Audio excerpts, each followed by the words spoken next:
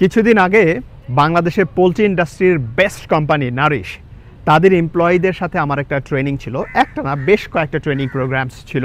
তাদের সেলসে যারা কাজ করছে, যারা ডক্টরস ডিভিএম হিসেবে কাজ করছে, যারা কৃষিবিদ হিসেবে কাজ করছে, তাদেরকে আমি ট্রেনিং করাচ্ছিলাম সেলসম্যানশিপের উপরে, সেলিং স্কিলস নিয়ে কাজ করছিলাম।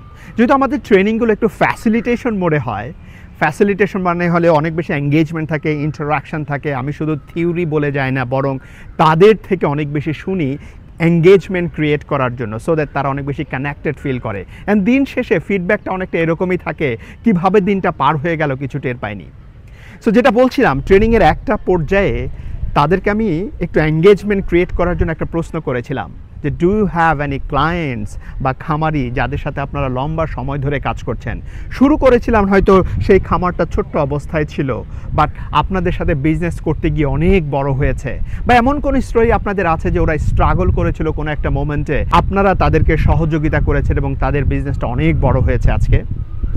বিলিভ মি, 30 জন পার্টিসিপেন্টসদের মধ্যে প্রায় 15 থেকে 20 জনের চেহারায় চোখে মুখে এত বেশি স্টোরিগুলো ফুটে উঠছিল এবং কয়েকজন শেয়ার করছিল। স্যার, অসংখ্য এরকম স্টোরি আমাদের আছে এবং কয়েকজন শেয়ার করছিল।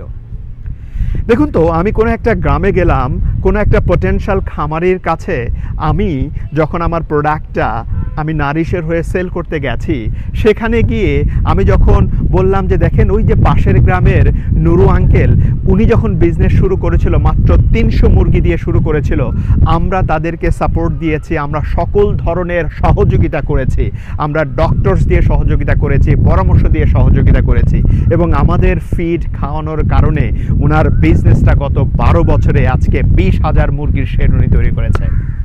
এখান থেকে উনি ক্যাটল, ফিশ আরও বিজনেস এক্সপান্ড করেছে। ইট মিনস আমাদের যারা কাস্টমার, আমাদের যারা খামারি, যাদের সাথে আমরা কাজ করি, তাদেরকে আমরা কেয়ার করি। আচ্ছা, কোনো একজন পটেনশিয়াল খামারিকে যদি আমি এই সাকসেস স্টোরিটা শেয়ার করি, তাহলে উনি কনভিন্স হবেন না? অন্য কোম্পানির কাছে গেলে ওনার মনের মধ্যে খুঁতখুত করবে যে আরে আমি কেন নারিশের প্রোডাক্টটা নিইনি।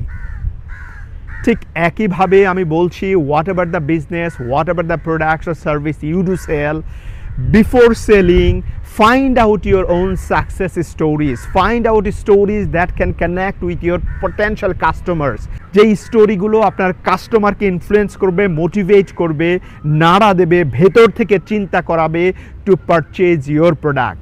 শুধুমাত্র পুশ সেলস না, শুধুমাত্র রেগুলার সেলস না, এর বাইরে সাকসেস স্টোরি অনেক বেশি হেল্প করে আপনার প্রোডাক্ট বিক্রিতে।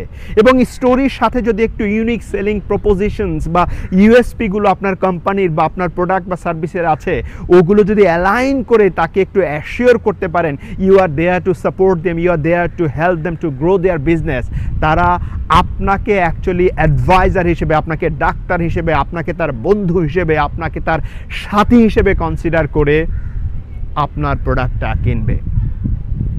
আর এটার জন্য দরকার একটা ভালো স্টোরি ক্রাফটিং। এই ক্রাফটিংয়ের জন্য আমাদের মতো যারা প্রফেশনালি কাজ করি তাদের সহযোগিতা নিতে পারেন। একজন কোচ, একজন ট্রেনার, একজন কমিউনিকেশন এক্সপার্ট যে আপনার স্টোরিটা ক্রাফটিং করবে, সেলিং কিছু টেকনিক্স, কিছু টুলস, কিছু টিপস আপনাকে দেবে, এইটাকে ইউএসপি সহকারে যেন সাকসেসফুলি আপনি পিচিং করতে পারেন, প্রেজেন্ট করতে পারেন টু কনভিন্স ইউর কাস্টমার। দেখা হচ্ছে কোনো একটা সেশনে আমার সাথে, যেখানে আমি আপনাকে হাতে কলমে এগুলো শিখিয়ে দেব। ভালো থাকবেন।